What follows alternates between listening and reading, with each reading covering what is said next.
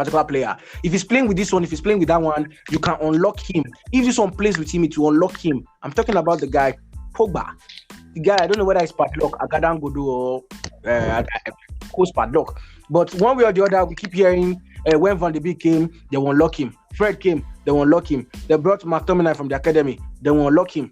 Until date, he has not been unlocked at Manchester United. Although N'Golo Kante seems to know, how to play with Pogba at the national team when he was in Italy as well. The same thing.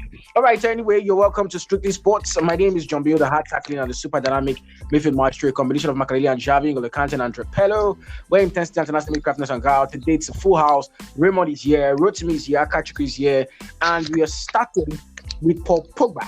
He's our appetizer for today, and he's the one that will be hanging on this steak. I'll be what you guys to call that in. But anyways, let's start one after the other. Let me start we are cooking. He's the one we are cooking today.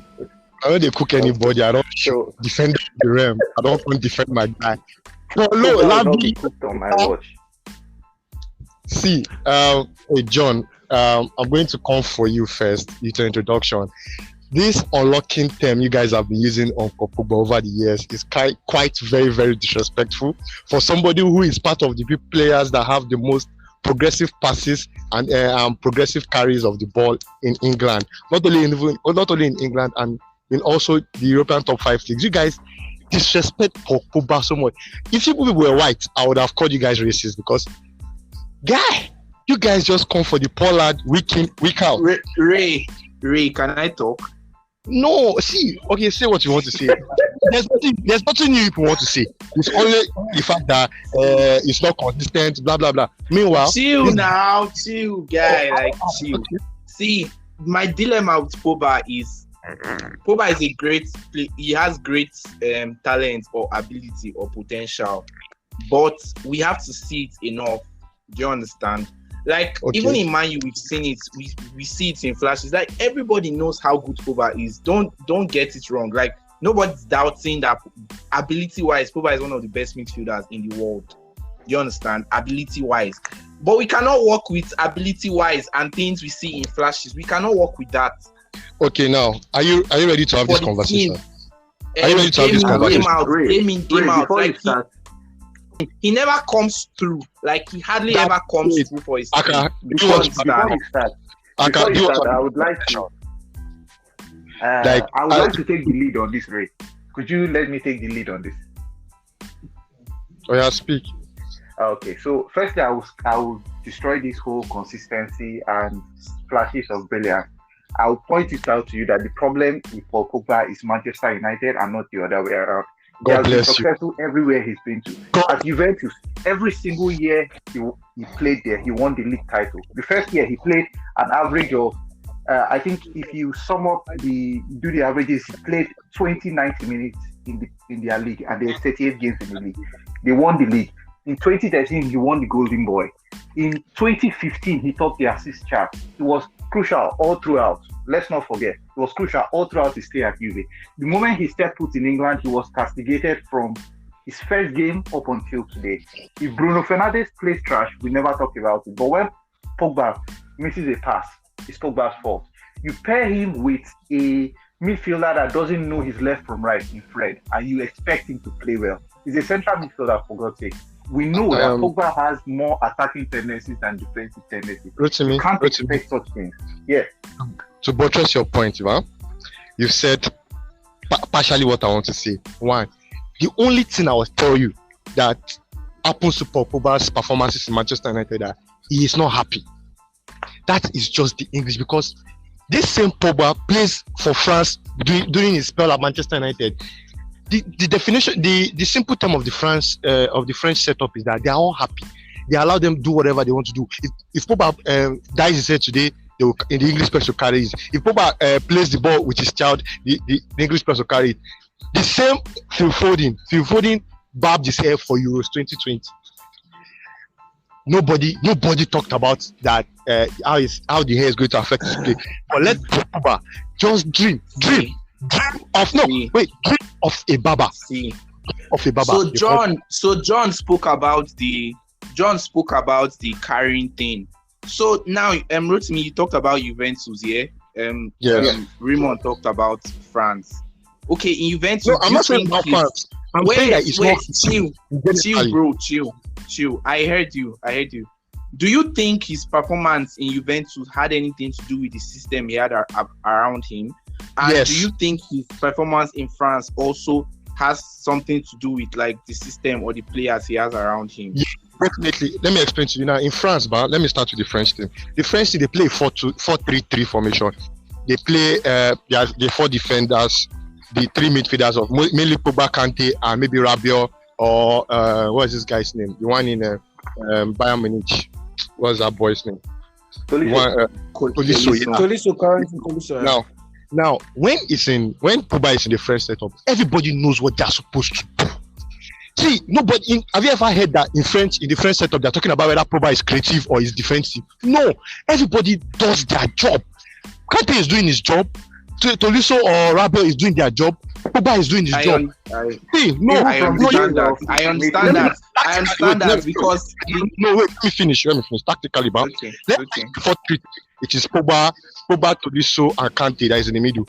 Now, since Benzema came back, it's Kante. Mbappe, Benzema, and Griezmann. But now, if they are playing football, just watch the game. You see that from time to time, Griezmann drifts into the midfield, Pogba goes wide. There's an understanding, there's a chemistry there. In Manchester United, these people are blockheads. I don't want to talk about. You people know how to do it. Ray, I understand. But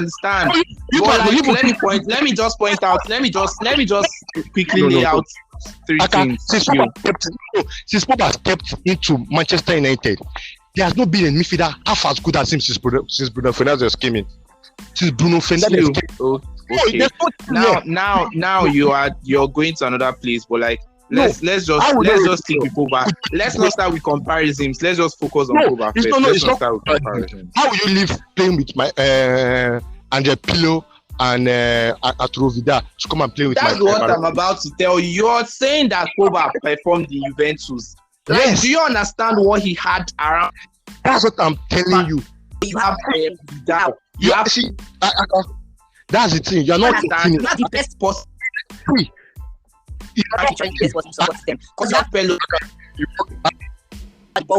you have Marquisio that is full of experience. Like, so he has to be. You work in an office, man. Done for him. Do you understand? Like, wait, chill. Now, I don't agree with that. You're a young guy at Juventus. You're coming up. In an office, man. You work in an office. Imagine they leave all the work for you to do. And your line manager comes to tell you that for him, Ray. Nobody's leaving all the work. He's the one leaving all the work for everybody. Okay, now. Since he came to Manchester United, he has played as a defensive midfielder in a double pivot. He has played as a left midfielder in a 4-2-3-1 system. He has played as an anchoring midfielder in a 3-4-3 system. They've pushed this boy left, right, and center. They've confused this boy's life. Meanwhile, throughout his entire time, 5 years in Manchester United, he has played in France. He has only played one position, the left midfielder, and he has performed. He has won the World Cup. He has won the Nations League. But people keep blaming Pogba. That is the problem of Manchester United. Me, I am done. I am actually done with this conversation of blaming Pogba, because we keep doing it every time, every day. So. To everybody is own. My network is even bad now. I don't know if. I am you continue. I am over to you. Yeah. I am exhausted. So like what I'm saying is, I understand Pogba. Like, okay, he was coming up. He came up in Juve, like, and he performed extremely well. He was in team of the season 3 times out of his 4 seasons in Juve. Yeah, he played really well for 3 seasons out of his 4 at Juventus. I think his first season he played just 18 games. So at Juve, like, he scored goals, he made assists. I understand, but he was under the tutelage of like some of the best midfielders that have ever played the game. Now that experience, Manchester United paid that amount. Like, at that time, it was a record for like someone that is coming back as a marquee player you understand? They're not bringing him as a first team player. They're bringing him as a key player. Like, I'm bringing back a marquee player, just like Lukaku, or just like what Ozil came to Arsenal. Like, you're bringing him to be one of the best players in the team. He has not lived up to that billing. Do you understand? He has never been like the best player in the team. He has never taken the game by the scruff of the neck. Like, he hardly does. He does it once in a while. Let me say he has never done it, but he doesn't do it on a consistent basis. Like, his time in England, 5 seasons, he has played 30 games, over 30 games only once in the Premier League. Like, do you understand? Even in terms of availability, before we come to performance, like, you have to always be there. But he's not always there. At France too, he has an extremely good system. Like, Didier Deschamps is a very pragmatic guy. So he's a system guy. He's not an individual player guy. He's you guys, you know what to do. Like, I'll take defensive solidity first, or solidity in my midfield. So he'll always have like 2 hardworking people. Tolisso is very hardworking. Rabiot is hardworking. So he'll always have those guys. Kante, he always have those guys around Pogba to do all the dirty work. But like, even in Manchester United, they've tried it sometimes. Like, other managers have used him as an attacking midfielder, and it's not like he was so great. Do you understand? Like, 2-3 years ago, I was still on the let's be patient, he'll come good. But like, it's disappointing. I'm not like talking about him out of a place of hate. Like, I've always loved Pogba. Like, so don't even reason. I love Pogba more than a lot of United fans. It's just he has consistently disappointed me, to the point where, how old is he? Like, when are you going to do what you're supposed to? When are you going to be what you have been? Like, he's supposed to be a top 5 player in the world. That's Pogba's talent. Pogba is not just be one of the 3 or 4 players at United. Pogba is a top 5 in the world talent, but that's what he's supposed to be. And he doesn't do it. Now, I'll ask you a question. At Manchester United, since Paul Pogba has been to Manchester United, aside from Bruno, can you tell me one player that has had a great season? Not an average season. Rashford. Are you talking about this season? No, Rashford had a great season. Rashford was good. The season before last.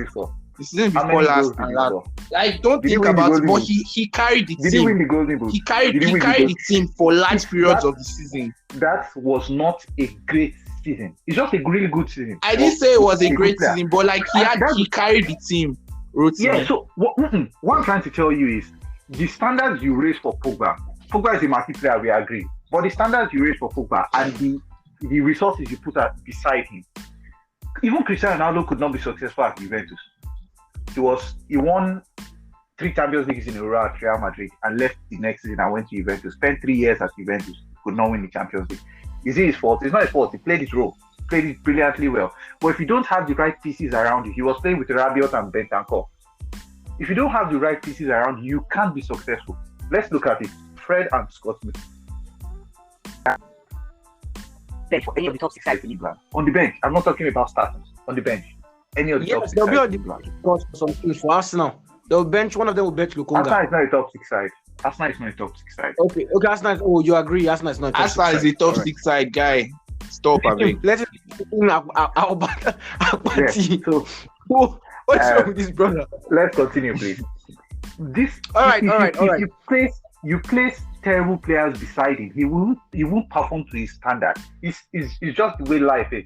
If the bad chips are placed around you, you are not being placed in a position, and that's why he wants to leave.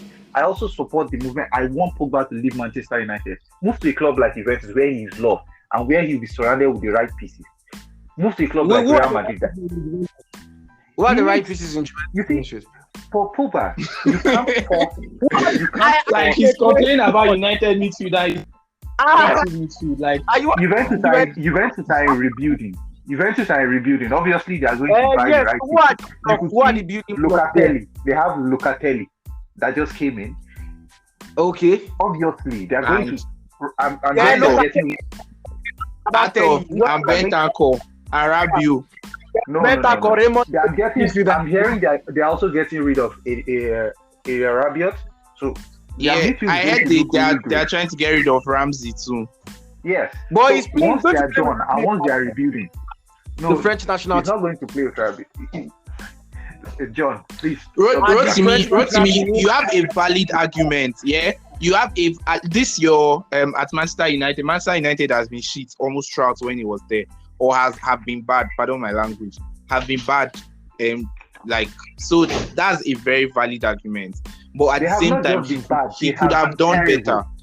Yeah, he could have done better. That's what I'm trying to tell you. He could have done better. Rotimi, he tried to break the assist record. He has 16 assists at December. Rotimi. Yes. How this works. You said Cristiano Ronaldo at Juventus, the players weren't supporting him well. But the numbers were in Ronaldo's favor. He was scoring a lot of goals, right? Paul Pogba at Manchester United is not consistent. Now, we're not talking about the performances of those around him. Paul Pogba gives you a few weeks of performances a season. He will shine today, shine tomorrow, shine next week, shine 2-3 weeks. And then Paul Pogba will get missing until March. Then he comes around, does a couple of dabs, does a couple of dance steps with Jesse Lingard, and then score brace against City, run around. Okay. Yes, he scored against Switzerland and celebrated 3 times for 1 goal, and he still then gave away the goal at the end of the game. Okay. Gave away the ball for the goal at the end of the game. I'll point out a Bayern Munich midfielder that recently came to England by name of Idea Ball. How many weeks of football has he had since he arrived in England? Are you now comparing Thiago to Pogba? Right? How many weeks? Yeah, you are talking about consistency here now. You see, He's inconsistent now. Nobody's going to argue with you. He's inconsistent. So I'm not going to argue that. Idea Ball. Is that what you want to talk about? Let's be talking about midfielders that have actually performed. Midfielders have come from other leagues. We start talking about in the middle of the pack. When you play that position that Pogba plays, the central midfield, if your partners in the central midfield are trash, there are very few stadiums you go in England where you'll be able to dominate the game. Have you watched Fred play? Seriously, we are 300. Listen to guys, stop. Fred is good enough, guy. No, they do like say Fred Norwich player or Aston Villa player, bro. Fred is number one. Fred is number one CM for Brazil. Like, you play before anybody. You play for Casemiro in Brazil, before Fabio. Do you understand? So don't be talking down on Fred like Fred is one Newcastle player. Fred is I'm aware everybody good soon. No, continue. I can listen to you.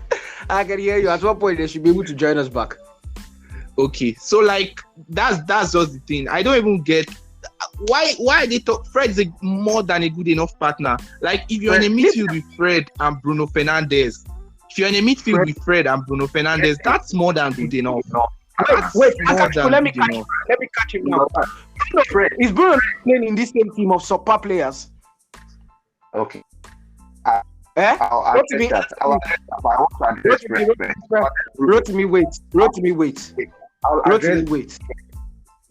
chill.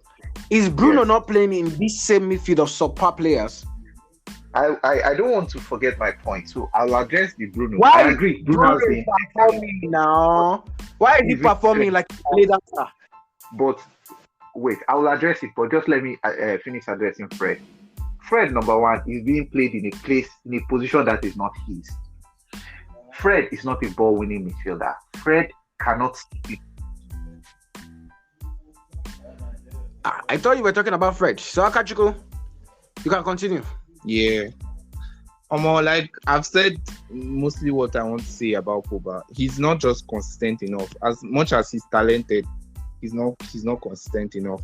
Anyway, I think we've talked about Pogba enough. Like, Xavi, we need to talk about Xavi. We need to talk about did you hear about Conte and the things he banned at Spurs training ground? Like, I must have missed. Please give us an outline of it. He banned like sauces, fizzy drinks. Like, he's just trying to a lot of stuff in their kitchen that are like unnecessary. He banned them. Yeah. Banned, I think, mayonnaise. I'll see if I can pull it up. So basically, he's trying to work on the fitness of the players. He's trying to get the players. Their diet. Yeah, he's trying to. Yeah, I heard he did it when he was at Chelsea too. I did exactly the same thing. Must have worked for him at least for a season. He was untouchable. I think he's a really good. I think it will be a good fit, to be honest. I think he's going to do really well. I think he's always he banned pizza, he banned fizzy drinks, he banned ketchup, brown sauce, things like that. So I think he's trying to work on the players' fitness. I saw something similar about Xavi and like him trying to enforce discipline first of all at Barca. So I think Barca and Spurs especially. Spurs have a lot of indiscipline. Like I can't wait to see how Conte handles Ndombele and all those guys. Yeah, the boy is spoiled. He's a spoiled brat. Yeah, and like I was very, very disappointed in Nuno. Like Nuno clearly took him out of the team and said, "I can't deal with this." Like that's kind of person I know Nuno to be, even from Wolves. Nuno doesn't take indiscipline. You have to be very disciplined and regimented to even work with Nuno. Even if you're talented, you have to have that discipline from his Wolves days. So I was surprised, like pre-season and beginning of season, he clearly, like they were even trying to look for another club for Ndombele. I was surprised when he started bringing him back. I guess because the team weren't doing well enough. Like 3 weeks into after the transfer window closed, he started bringing Ndombele back. I was like, how is that going to work? He's just going to give you 1 or 2 good games and then that's all. But I'm interested to see how Antonio Conte handles Ndombele. Regulion said something about him, giving him an Emerson Royale license to get into the box and stuff like that. So, but they also have to be defensively solid first. So, yes, I think he's going to be a good fit. What do you think about Gerrard and Aston Villa? Yeah, Gerrard did well at. He actually did well at Rangers, and he had players to rely on. He had a solid defense, and this guy who was always getting in trouble, is it Morelos or Gerrard? One particular who was always getting in trouble. He handled Morelos really well. Gerrard is actually good. Like he's good enough. Yes, he's a good man manager. I think the fact that he was a football captain helped him. The fact that he was a football captain has helped him a lot, and it will translate into his managerial career as well. So for attackers to be able to handle the likes of Oli Watkins, Danny Ings, so he has got attackers as far as that is concerned for him. Then Emiliano Buendia, who knows how to create chances as well, should be able to work well for him. And Aston Villa actually have good defenders, so it's all about knowing how to think. It's just about they have so many players. It's about picking the best 11. I think the best players, Courtney House and the likes, Matty Cash and so on, Tyrone Mings, and then they have a good goalkeeper. Yeah, so I expect them to actually do well. And there are rumors that Norwich should be getting Frank Lampard. So, like, you're not a fan of that particular decision because you feel like Lampard is just going to go and suffer himself at Norwich. But the way these things are, it can go both ways. The chances of it actually going the other way is very high. But if he's able to do wonders with Norwich in a short time, then his stock would go high. That's how these things work. So yeah, that's just that. I honestly see this Frank Lampard appointment as preparing for relegation, because I'm sure the Norwich owner does not, in his wildest imagination, think that squad is going to survive the drop. It's not possible. They don't have the quality. They don't have the mental toughness. They don't have anything. They don't have the experience. They don't have anything. Have played. They literally do not have anything. They have a Champions League winner, young Billy. Guy, just stop, Abeg. Stop. What's wrong with you? You left me speechless with that.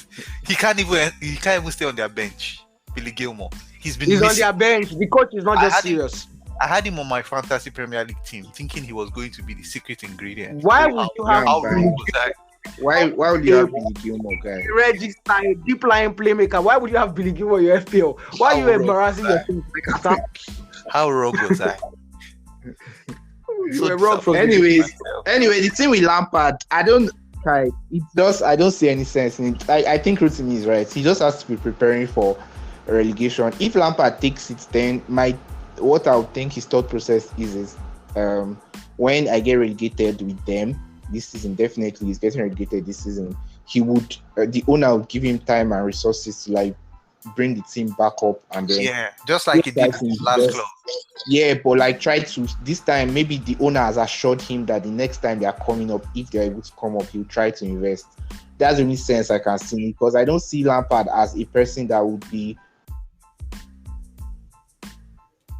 performing magic at this at this short time. Yeah, It's to going be to honest, the rest of if it. you look at it, it's just like preparing. They are preparing to go down, so he needs the new manager to come in, blood his players with the rest of the season. You know, they still have over, I think, just over 20 games, so he can blood his players. He can, Not just well over 20 games. We're going for 38 and we're just at 12 or thereabouts.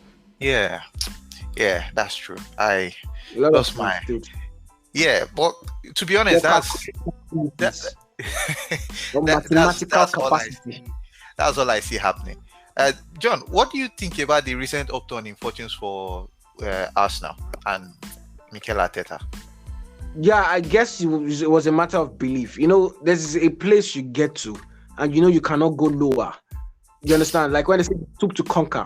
So they stooped to conquer. They got very low. They couldn't go any lower. Like they're like, bros, the bar is so low, we can't go any lower. So now it's time to go up.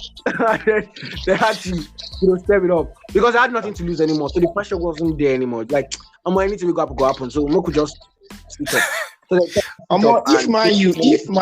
if Man U jokes around, Arsenal can finish above Man U. Sure. That is false. I see this Arsenal's upturn as a false dawn. One of those things where you are like middle of the season, like, oh wow, look up, we are going up. Then you are brought back down to earth by your next match, which is who are they playing next again? No, they are playing Liverpool, but you don't expect much from them against Liverpool. But then in the other games, It's Liverpool. it's Liverpool. Okay. Collection tax. Liverpool come and collect tax. I'm so happy.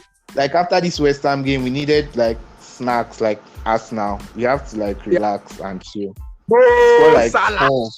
Score like 4 or 5. Then we start from there. Like You see, we've had a bad spell. But like we'll be fine. Yeah, sure. You keep telling What's the yourself guy's name? Xavi. A Man United fan is telling me I should keep telling myself that a Man United fan. You're not even going to finish in top 4 if you're now. There's Conte in Spurs, so like. Bro, no, I'm not remotely bothered. I have the greatest footballer to have ever worked on. Okay. You guys should not just be the first team that will make Ronaldo not to go to champs. So, I beg you. That would be awesome. Ronaldo played in Europa League. It will add to his CV now. Ronaldo has played in Europa League. Come on, he'll X from Man. No think he'll leave Man U next summer if they don't go to champs. Go somewhere else. All right. At least we've covered a lot of discussions today, so that we can have what to talk about in another episode. Have you? Yeah. But before we leave, John, did you see the comments by one of the greatest basketballers to have ever played? Yes, Scottie Pippen. Did you see his recent comments? What was the comment? Sorry, what did you say? Okay, so John,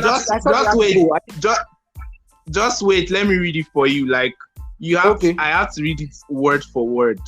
I was shocked when I saw it today. I'm like, what's Pippen saying? But don't worry.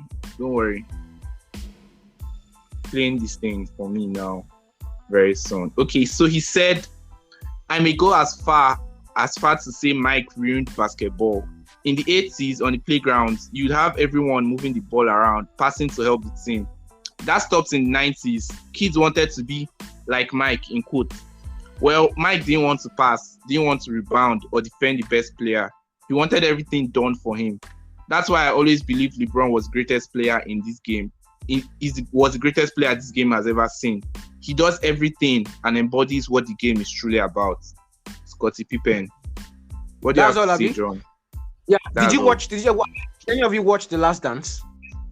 I've watched parts of it. I've not watched the whole thing. If you watch The Last Dance, you understand where this thing is coming from. Now, there were issues. Even I personally agree with that. There were issues because Scottie Pippen wasn't painted as a good guy in The Last Dance. It turned out as everyone who participated in that actually regretted that. He wasn't painted as a good guy in the last dance. You know, there was something that happened that so many people said will continue to hunt Scottie Pippen until he retires. Until he leaves the earth and all. There was something that happened. You know, usually even the best of players, when there's you are in your last time out, for example, and you are trying to call a shot, the person who will take the last shot. Most times is the best. I recall that. Or the best shooter on the team. So now there was a time that Jordan was supposed to take the last shot, right?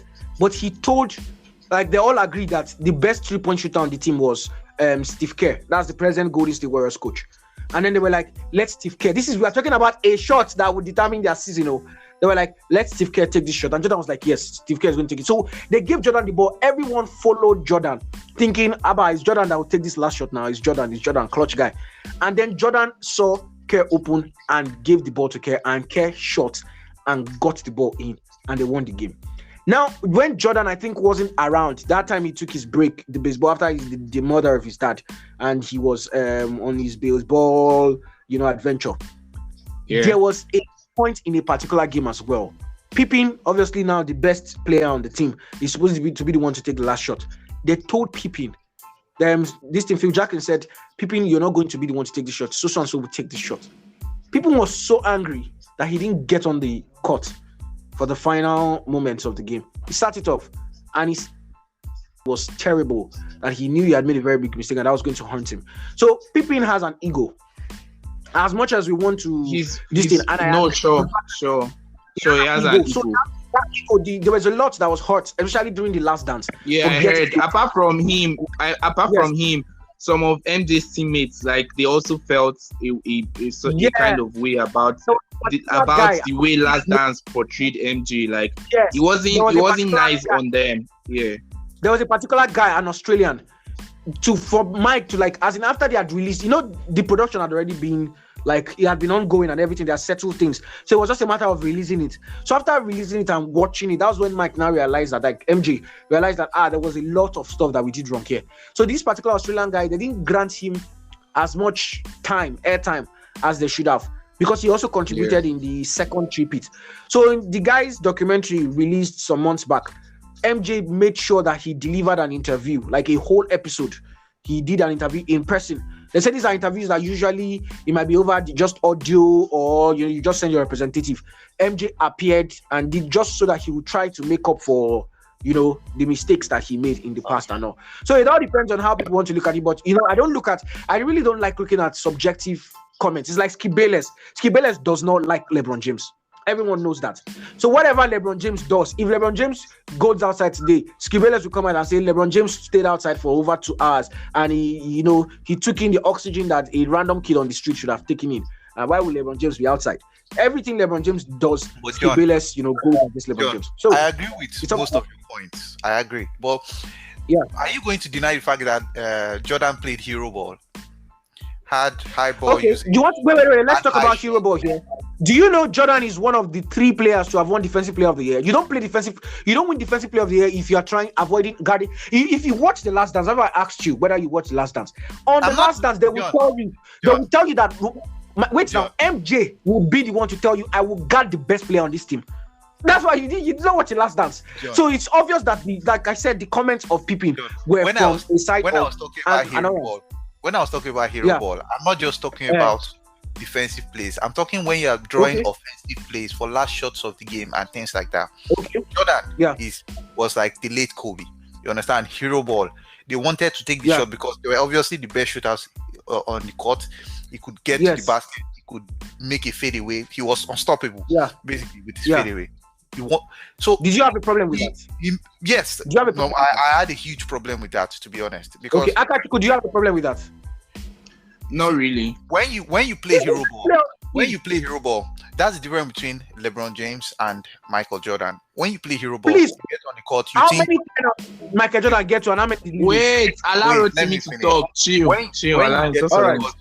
You think you don't rate your teammates offensively wise. Jordan did not rate most of his teammates. Let's not lie to ourselves. Let's not kid ourselves. Jordan did not rate his teammates. Do you know why? That's why I asked if you watched the last Rotimi, I don't agree. It is the same with That Kobe. was why I asked you whether you watched the last When Kobe played with some of his teammates, he didn't rate them. He didn't pass the ball to some of them. You understand? Rotimi, you a question whether you watched The Last Dance. The teammates said some things. There were certain teammates that said some things. They said, see, there was nothing Jordan would ask of you that he wasn't doing. For example, when everybody was leaving the gym, Jordan would still be in the gym.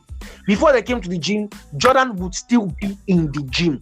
So all when he the tells great you, players do this. I'm not talking about that. I'm talking about when you play hero ball offensively wise.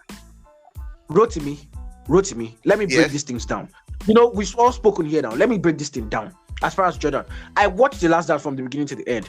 There were certain things. Jordan, for example, would pass you the ball, and then he will look at you like he's passing you the ball and you are missing it. He will tell you, if I'll keep passing you the ball and you keep not getting the ball, then I would not need to pass you the ball anymore. I would go all the way and do it myself, since you're not doing what you're supposed to do. Thank you for that point. Thank you for that point. He kept dragging his teammates. Wait. Thank you for that point. Stop playing you are. Rotimi, I'm going to get somewhere. I'm going somewhere. Now, he kept on doing that, right? He kept on doing that. Do you know why Jordan left the ball for Steve Kerr? Do you know why he made him take that shot? Steve Kerr said initially Jordan used to bash him a lot. Why? Because he used to play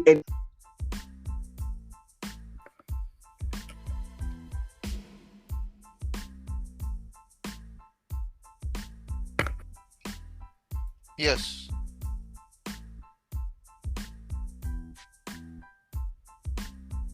It seems we've lost John for a second. Yeah, it seems we've lost John. Getting me? Can you hear me? Can you hear me now? Yes, we lost him for a second.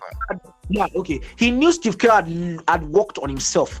So that day he told him, he said, Steve Kerr, you're going to take the last shot because I know that you have worked on yourself and I know that you can do this. That is what it's all about. A teammate that is trying to get the best of a team. And look at these players that are talking about. No. They won 6 rings. Many of them, Steve Kerr had 5. I think 3 at this thing, or how many at the Bulls. The people that he's talking, Pippen himself knew. This is what I'm talking about. This is what I'm talking about, John.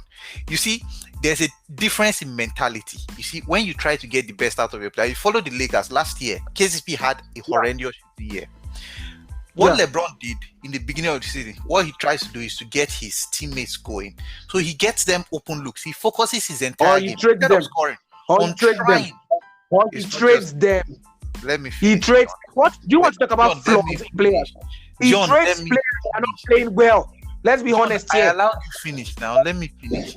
You see, Akachukwu, enter this team. Both of us are coming from 2 different spectrums. Enter this team.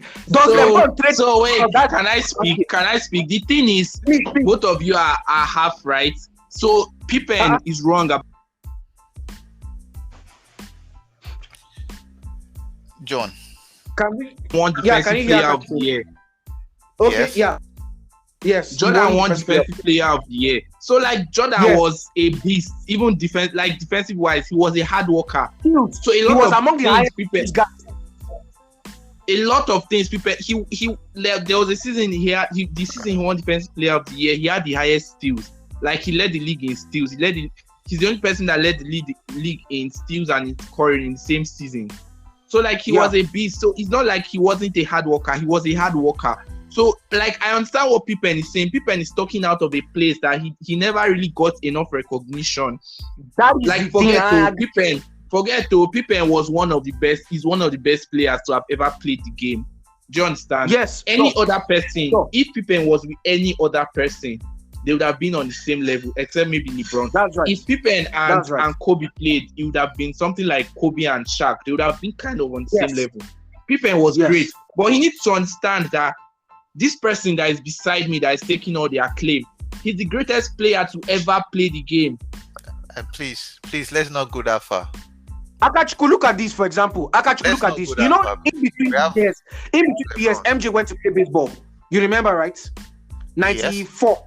93, after they won their first three-peat. Because they won 91, 92, 93. After they won their first three-peat. That period, they went to play baseball. The only thing Pippen could do was kill them as a playoff team. That was when Hakeem Olajuwon won the titles. No, he didn't kill them. He tried. He didn't kill. I said keep them in the playoffs. You did not hear me. Keep them in the playoffs. Then there was the season he now came back. He came back when the season was almost wrapping up. That was MJ. And the team was struggling. He came back and dragged them to the playoffs. Even though they lost to Shaq. That was Orlando Magic. Then the next season, like that season, at the end of the season, he went back to work on himself since he was just coming from baseball. And then the next season, they did another 3 pits. Another 3 pits. Like someone was out of basketball for 1.5 years. His team did not do anything. Then he came back and dragged the team up again. So why would you say that player is doing everything? That's what I'm trying to understand here. Hero ball, John. Hero ball. You see, that's the difference between. Ronaldo doesn't play hero ball. You are a Ronaldo fan now. Ronaldo know they play hero ball. Ronaldo doesn't play hero ball. I no go argue again. He's the greatest footballer to have ever worked on. For Champions League final, when match na 3-1, he go pull shirts, go do seal. They open chest, 6 packs. No, that's not what hero ball is about. You see, the problem I had with Jordan, and the problem I still have with Jordan is, you see, Kevin Durant is a great scorer. He's one of the greatest scorers that we've ever seen on the basketball court. But I'll never rate him above LeBron James, because LeBron James gets his teammates to play better. He plans the game in such a way that by the time they are getting to the fourth quarter, his teammates are hot. They have hot hands. LeBron, fifth key, deleted LeBron. LeBron got missing. Which final was that? He got 6 points. Against Mavs. That he lost to Mavs. Yes, in his first year with the Heat. And what happened the next year? No, but let's talk about that year. We cannot just go reach final, you go drop 6 points. That was his first year. What did they do, one? What happened the next year? This thing is getting too long. So that one day we'll talk basketball. Don't worry. One day we'll talk basketball. we'll talk basketball. This boy, you're calling for MJ, the greatest to ever do it. The numbers don't lie. Numbers do not lie. Numbers are there. Go and lie. The numbers actually lie. If the numbers don't lie, MJ, then we'll talk that's about why actually when I last dance. Then we'll talk about Bill Russell. LeBron is still an active player. I've watched LeBron. The numbers don't lie. If the numbers don't lie, then we'll talk about Bill Russell. Do you know who ended when I'm talking about numbers, now I'm talking about points per game, rebounds per game, assists per game, everything like that. Then effectiveness, I've forgotten what else to call that thing. There's one sort of that used to rate everything. The highest is Michael Jordan. LeBron is still behind him. Those are just the statisticians don't win basketball games. The basketball games that's what I'm saying. Six rings, 6 finals, 6-0. LeBron has gone to that now. If you call the finals for me, 6 L's, bro. 6 L's. He lost to Deck. You realize that LeBron went back to Cleveland to win the ring with a hitty Cleveland team. Yes, Cleveland team had I give you credit for that. Do you know that Michael Jordan ended the Showtime Lakers that had Magic Johnson? And Michael Jordan had Scottie Pippen. He ended the Showtime Lakers. Should I call it LeBron?